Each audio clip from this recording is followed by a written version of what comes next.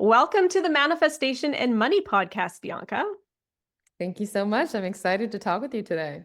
I'm excited to talk with you too. I'd love for you to share with the guests just who you are and what your story is. Absolutely. So, I am Bianca Lysette. I am a cash flow manifestation mentor for entrepreneurs and small business owners, and I help them scale to 50K and beyond every single month.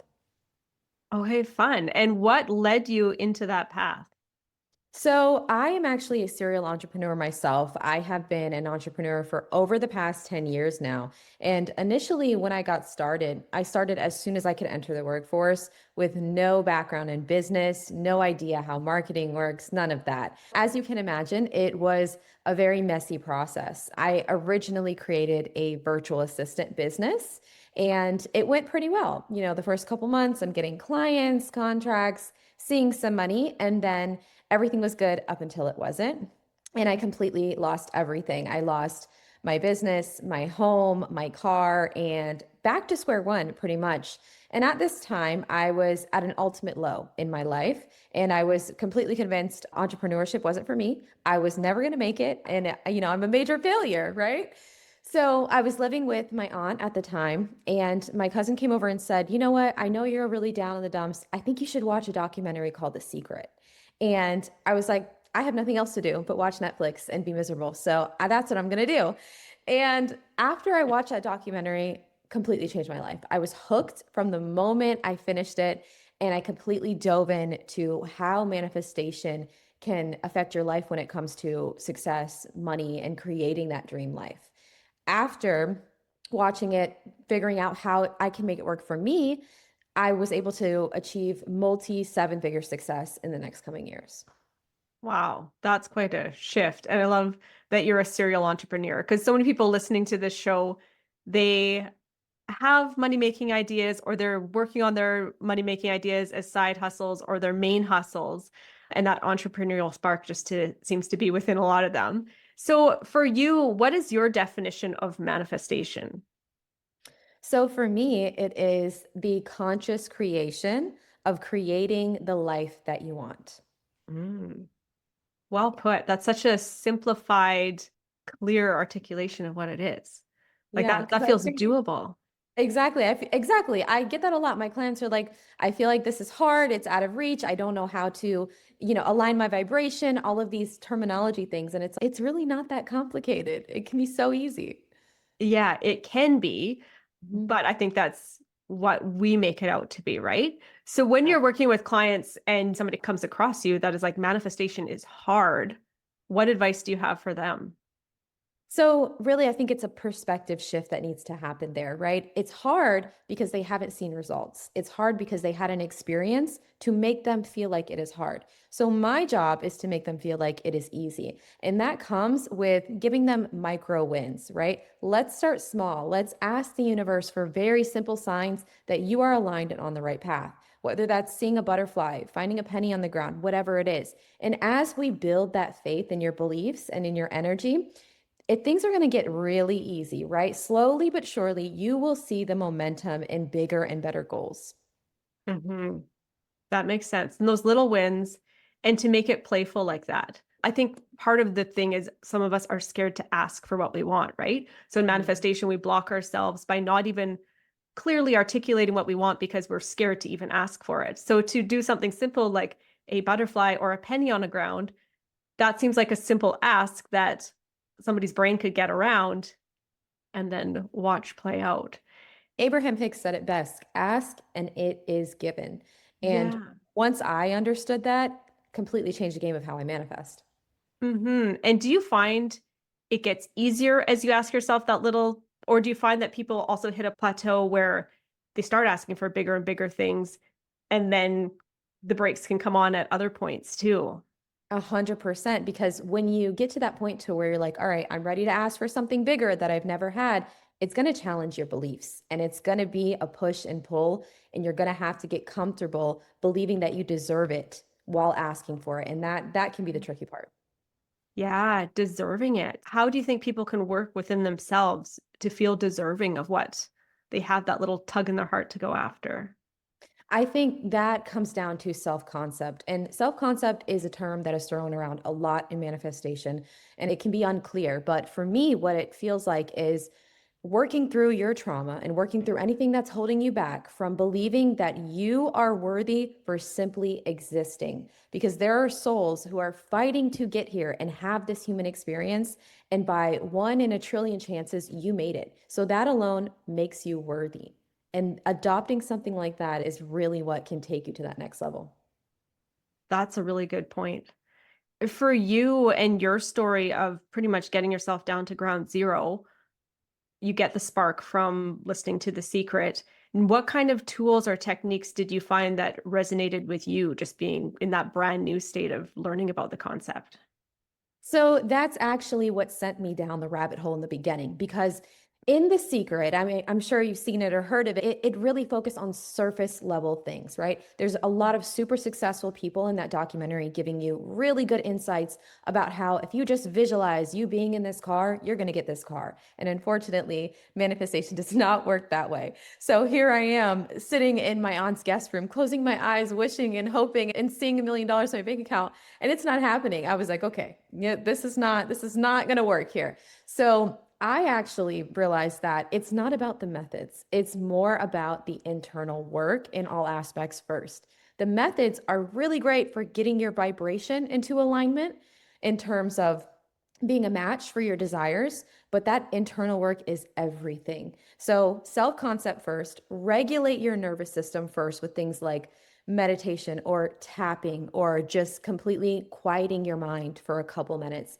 Then do the methods for fun. It's a process, but experiment with the methods, see what works best for you. But I'm saying all this to get at manifestation is not a one size fits all process. And it's going to take you a couple tries to figure out what methods are going to work for you, how you're going to use them, and what else you need to combine to see results. Because it's not just about the visualizing or the meditating. Two things I love in what you said in there. Make it fun, make it playful, because right there you're shifting your vibration from gripping onto, oh, I want to have this thing, to go to a playful state. You're just in a different energy right away in there. You said the exact thing that I truly believe. The tools or the techniques, they're just the tools. Like we can use a spoon or a fork or even a weird butter spreader to eat some peanut butter, right? There's different ways of doing something. So you have to find what works for you. Now, I'm curious, on that exact note, what tools did you resonate with as a newbie?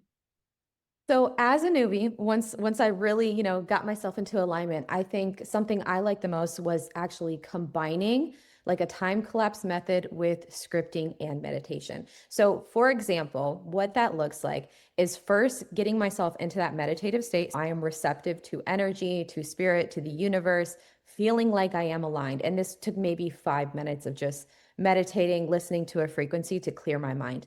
Then, when it came to scripting, I was scripting the reality that I wanted, which was obviously in the future, but I was scripting it in present tense. And I was also adding things that I was grateful for that have already happened.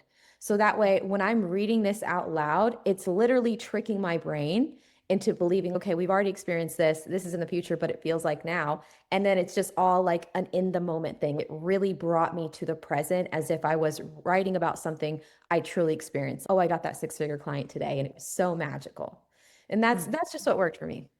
Yeah, thank you for sharing that, because that sounds like a really powerful combination. Like you're taking multiple types of things you can do to there and created Bianca's formula that worked for Bianca, right? So somebody could take that today, try it. It might work for them and it might not, but that's the beauty of it. There are so many different tools that you can use.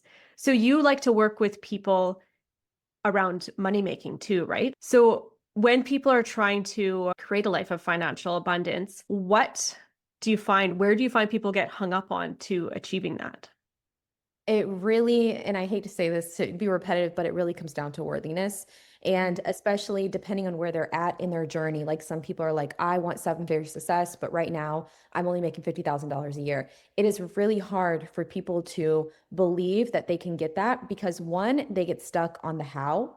And two, they get stuck on, am I capable of this? Which circles back to worthiness. So I think once those two things are something you can overcome and fully remove from your belief system and claim your worthiness, that is when you can get to that next level. So you were suggesting things like tapping or meditation to connect with that, or are there other techniques too that you like? So, because everything is super customized and comes down to things like your love language, your ability to learn, take all of that into consideration. Like somebody whose love language is touch would thrive from tapping. Somebody whose love language is words of affirmation, again, affirmations, repeat them robotically. It really just depends. But I would say that consider the things that resonate with you the most when it comes to making you feel love, joy, happiness, all of those higher vibrations, and then use a method to ground you to really express that energetically. Hmm. That's fun. That I've never heard of somebody linking in the love languages to it. And I know for you, you had said with manifestation, you found that you couldn't just sit and do the visualization. You had to kind of peel back the layers and try out different things.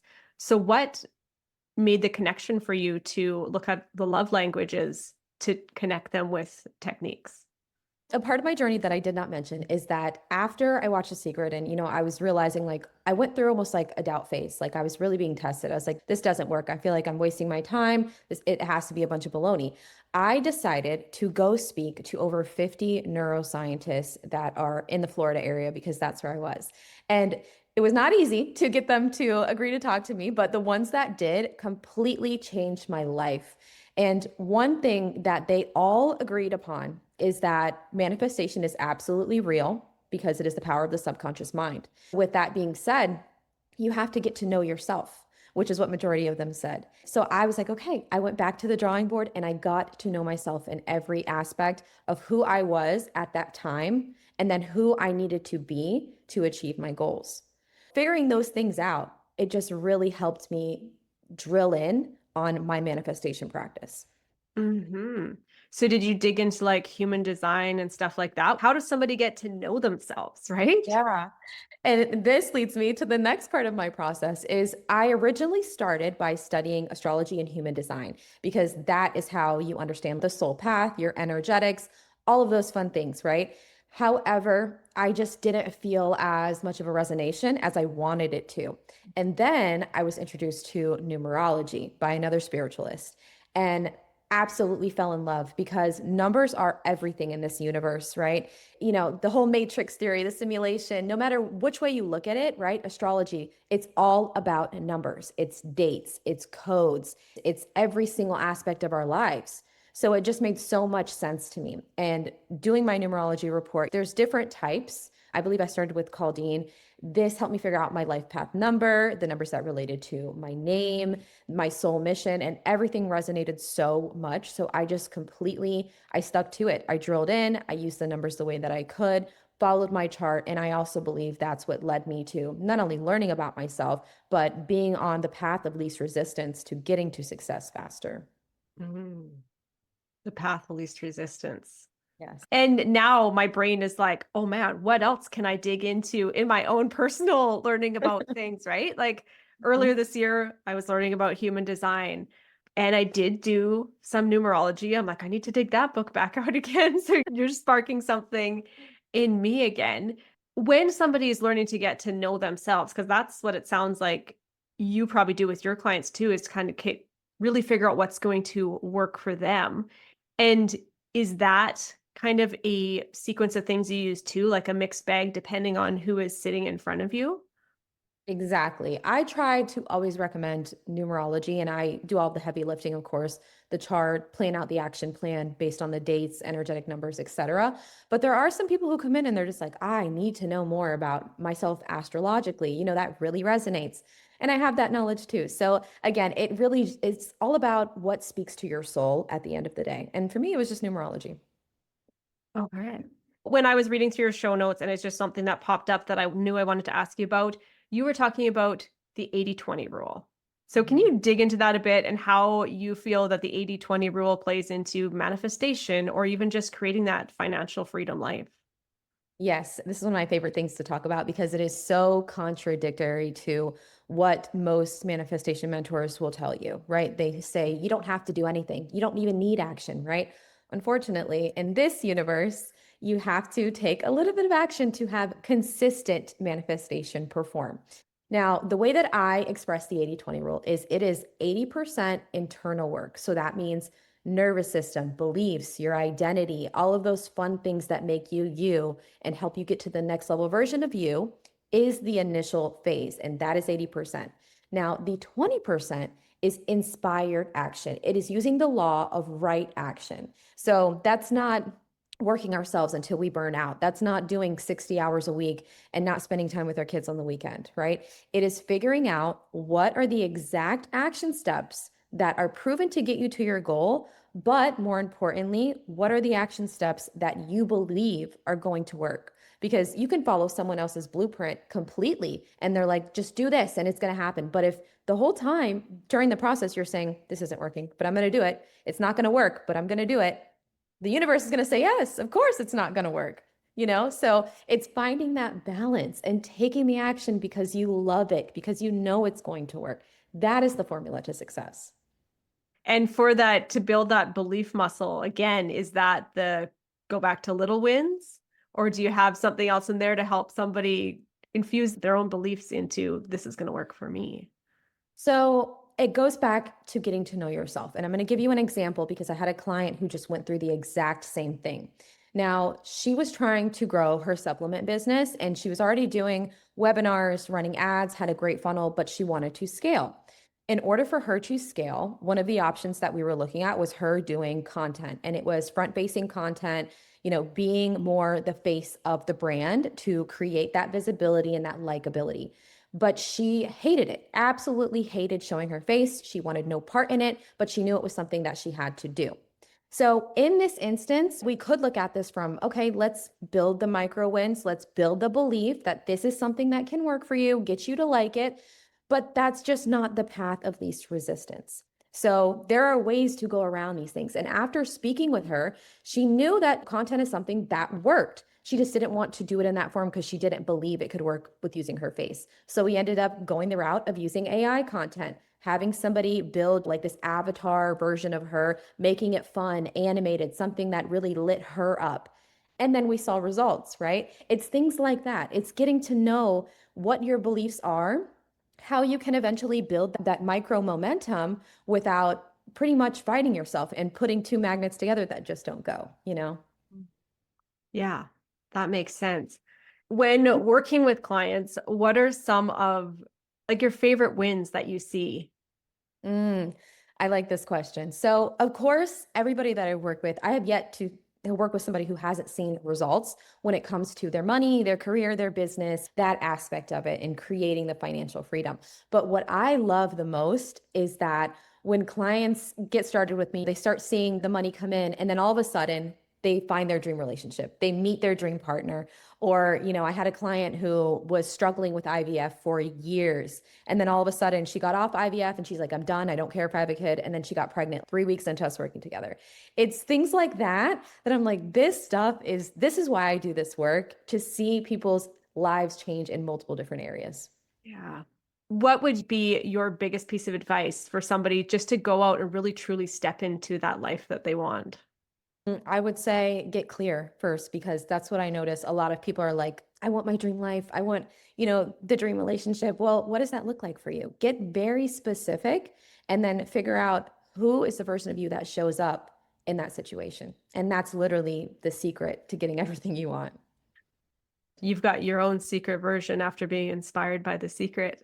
Oh, yes. So, where can listeners go and catch more of you and continue this conversation with you? Yeah, so the best way is just to go to my website. I have a ton of free resources. My YouTube, my social is linked there. It's biancalysette.com. Okay, perfect. Well, thank you so much for joining me on the show today, Bianca. Thank you so much for having me. It's been great.